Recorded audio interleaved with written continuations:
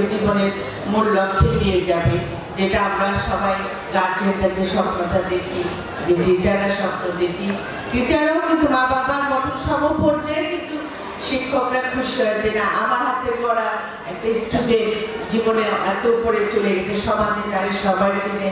বাংলাদেশ, শুধু বাংলাদেশে না, নিজেদের বাংলাদেশের বাইরে পরিচিত হওয়ার অবস্থা তোমরা সবাই তৈরি করবে, তাহলে সবাই তোমাদের এই মানিকগঞ্জের সুনাম থাকবে। আমরা তো চিরদিন থাকবো না, আমাদের তো চলে যেতে হবে, যে তোমরা সেই জায়গাটা নিবে, আমরা যখন চলে যাব সেই জায়গাটা তোমরা নিবে, এটাই আমাদের তোমাদের কাছে প্রত্যাশা।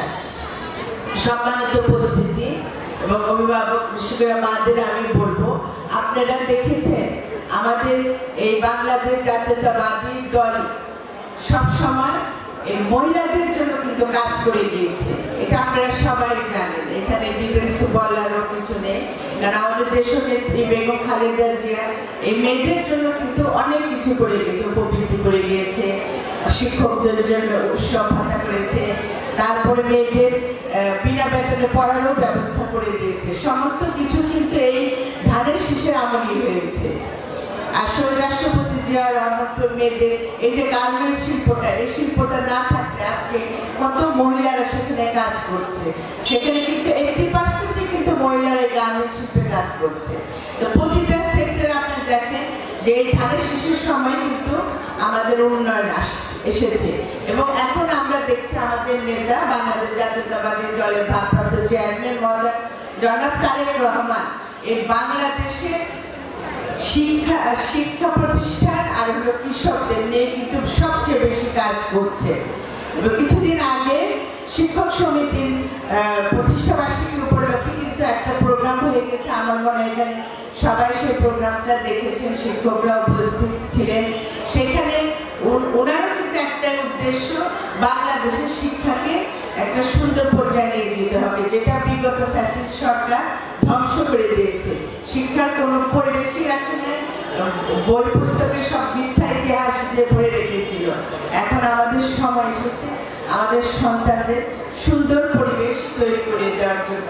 সন্তানদের সুন্দর পরিবেশ তৈরি করে দায়িত্ব কিন্তু আমরা যারা আছি মুরব্বী তাদেরই কিন্তু দায়িত্ব, আমরা যারা শিক্ষা প্রতিষ্ঠানে জড়িত আছি তাদের দায়িত্ব, অভিভাবক সম্মানিত অভিভাবকবৃন্দ যারা আছে তাদের দায়িত্ব, এবং স্থানীয় মুরব্বী যারা আছে তাদের দায়িত্ব এই শিক্ষা প্রতিষ্ঠানে সুন্দর পরিবেশ গড়ে তোলার জন্য।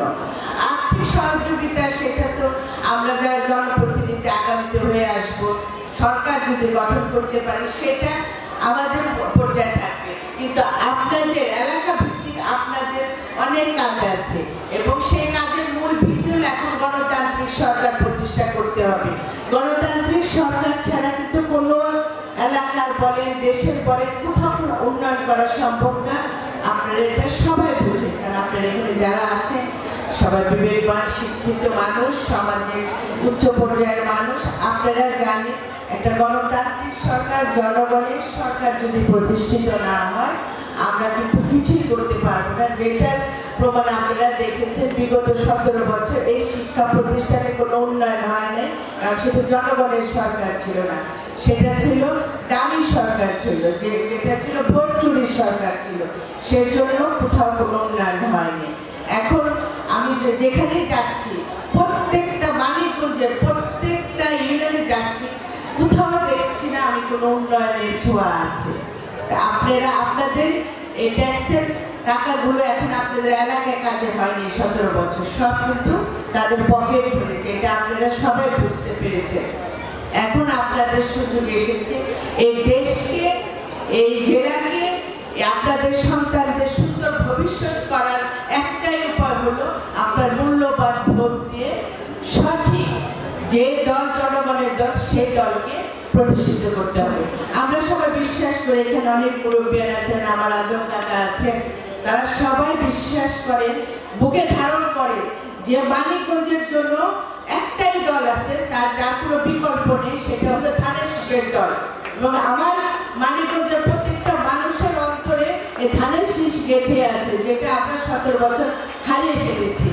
আমাদের এখন নৈতিক দায়িত্ব এলাকার মানুষের জন্য, দেশের জন্য, মানিকগঞ্জের জন্য আবার সেই ধানের শীষকে ফিরে আনতে হবে।